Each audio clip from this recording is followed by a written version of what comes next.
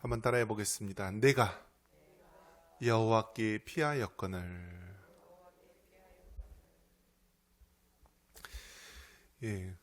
어떤 문인이죠. 조은산이라고 하는 문인이 아무 말도 하지 말라라는 글을 신문에 게재를 했습니다.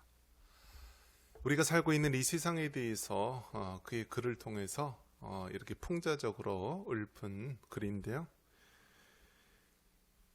열차를 타고 가도 열차에서 한 이상한 사람이 신나를 부어서 많은 사람들이 죽었죠. 우리가 잘 아는 대구 지하철 화재였습니다. 그리고 어떻습니까? 백화점에 쇼핑을 하러 갔었는데 그 백화점이 통째로 무너져 내려서 한 번에 수백 명의 사람들이 목숨을 잃게 되었죠.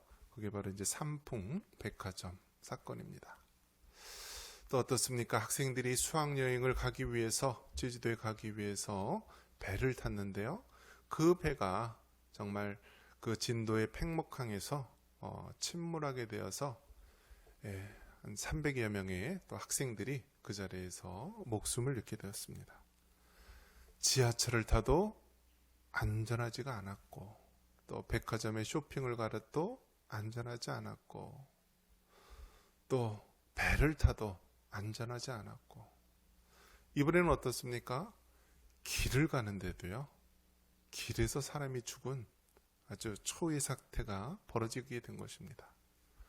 앉아서 죽은 사람도 있고, 물에 빠져 죽은 사람도 있고, 하늘이 무너져서 죽은 사람도 있는데, 이번의 사태는요, 서서 죽었다라는 그런 이야기를 할 정도입니다. 그 많은 사람들이 서서 그렇게 비참한 최후를 당하게 된 것입니다. 자, 이 사실을 봤을 때 정말 그 모든 156명의 사람이 죽었는데요. 대부분 이제 20대 젊은 사람들이었습니다. 근데 그 사람들 보면은 하나같이 많은 사연이 있는데요. 그 젊은 사람들 부모님들은 기껏해야 뭐 50대, 60대 그래 된 부모들인데요. 막 가슴이 너무나 아파가지고 막 어쩔 줄을 몰라 하는 그런 모습. 그래서 이제 한 미국인 부모 이야기가 나왔는데요. 이 미국인 부모는 이 자녀를 이제 미국에 있는 대학에서 다니다가 교환학생으로 한국에 있는 한양대학교 왔다가 그냥 친구들하고 한번 호기심 삼아 이태원에 갔다가 그렇게 죽음을 맞이한 것입니다. 그래서 이 부모님, 미국에 계신 부모님은 칼을 수백 번, 수천 번 찔린 것처럼 그렇게 아프고 힘들다.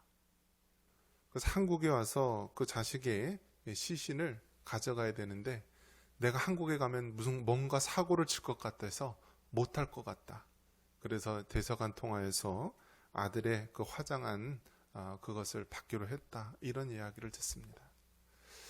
이 모습을 들을 때 여러분 어떤 생각을 듭니까? 이 세상은요, 정말 하늘이건 땅이건 땅속이건 바다건 하다못해 길을 걸어가는 그 모든 거리에서건 이 땅에서는 안전한 곳이 없다라는 것입니다. 그렇다면 우리는 어떻게 됩니까? 오늘 읽은 이 시편 11편에 보면은 우리에게 피난처가 있다라는 거예요. 피난처. 그 피난처가 누구입니까? 바로 여호와 하나님이시다라는 사실입니다. 우리 1절 같이 한번 읽어볼까요? 우리 한번 1절 같이 한번 읽어보겠습니다. 내가 여호와께 피하였거늘 너희가 내 영혼에게 새같이 네 산으로 도망하라 함은 어찌함인가. 아멘. 이 시편 11편은요 다윗의 시입니다. 다윗의 시. 다윗은 성경에 가장 많이 언급되는 인물입니다. 그런데 그 다윗이 완벽하기 때문에 언급된 것이 아니라 그의 일생이 참으로 많은 일들을 겪었기 때문입니다. 어렸을 때는 여러 형들과 함께 막내 아들로 있었는데요. 사무엘이 왔을 때도 이 막내 아들 다윗은요 양을 치고 있었습니다. 그것을 봤을 때 가정에서 부모님으로부터도 또 형제들로부터도 무시함을 받았고 늘 따돌림을 당했던 그런 모습이 떠오르게 됩니다.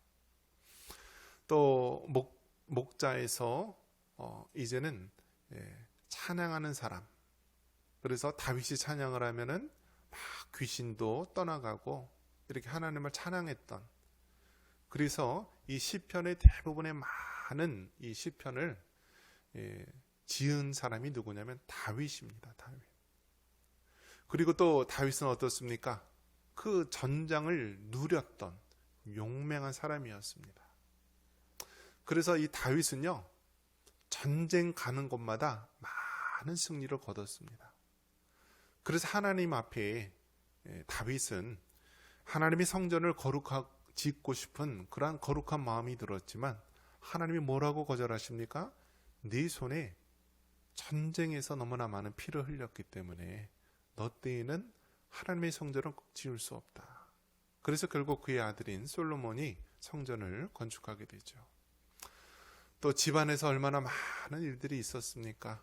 자기 자식들 간에 서로 살인이 일어나고 간음이 일어나고, 심지어는 아들 압살롬이 아버지를 향하여서 쿠데타를 일으켜서 이 아버지가 급한 마음으로 모든 것 다 맨발로 성전을 도망치는 그러한 어려움을 겪었습니다. 그래서 결국 이 다윗을 보면은 완벽한 자 다윗이 아니라 우리와 똑같이 이 땅에서 여러 가지 삶의 모습 속에 힘들고 어려움을 겪었던 그런 다윗의 모습을 떠올리게 합니다. 그 다윗이 뭐라고 고백합니까?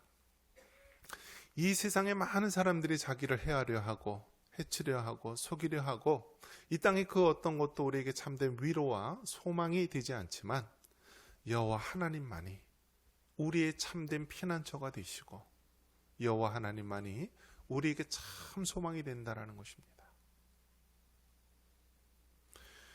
지금은 여러분 이 이태원 우리가 할로윈에 대해서 뭔가 얘기를 하면은 아주 큰 역적처럼 또 많은 사람이 비난을 받게 되는데요.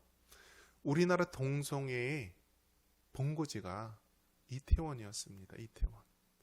그리고 연예인 중에 홍석천,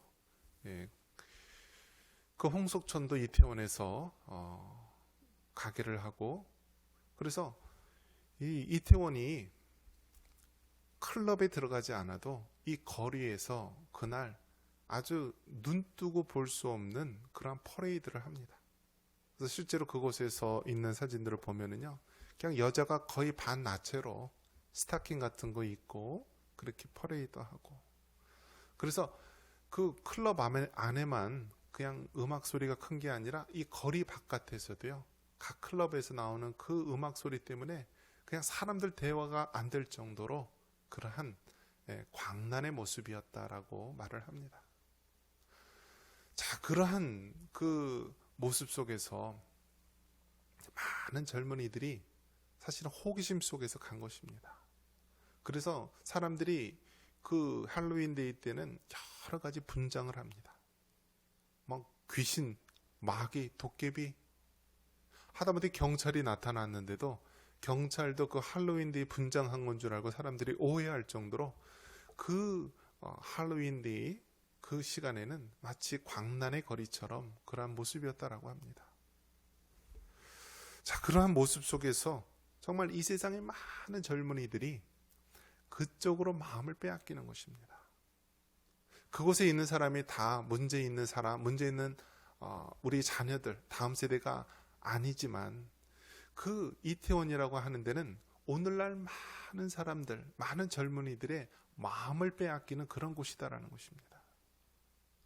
그래서 우리 부모님 세대, 우리 기성세대에서는 이해할 수 없는 그런 일들이 지금 이 세상에 돌아다니고 있는 것입니다.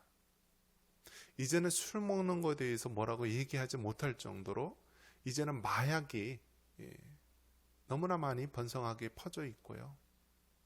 이제는 대마초를 기호식품으로, 치료용으로 이렇게 보급이 되고 있는 상황입니다. 그래서 캐나다라든지 이런 나라에서는요, 이 대마초를요 치료용으로 의사의 처방이 있으면은 그렇게 피울 수 있는 것으로 되고 있습니다. 이처럼 오늘날 우리가 살고 있는 이 세대에는요, 모두가 미쳐가고 있고 많은 젊은이들이 이 세상의 그러한 물결 속에서 막 마음을 빼앗긴다라는 것입니다. 이러한 가운데서 정말 우리가 하나님께서 우리에게 주시는 그 메시지는 무엇인가?